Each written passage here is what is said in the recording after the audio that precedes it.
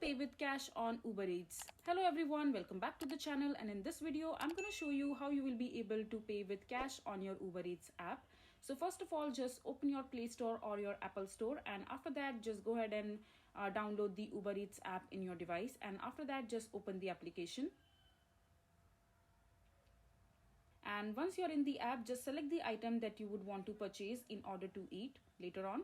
So for example, I have already selected a product in my cart, and after that just click on the cart section, and here right beside the place order section you will see the payment options. So just tap on it, and here you will see all these options. So in order to pay in cash in your Uber Eats app, you need to scroll all the way down and click on cash on delivery.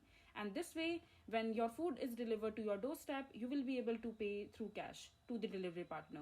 And this way you will be able to pay with cash on your Uber Eats app. I hope you find this video to be helpful. Make sure to hit that like button and don't forget to subscribe to our channel for more such informative videos. And I'll see you the next time.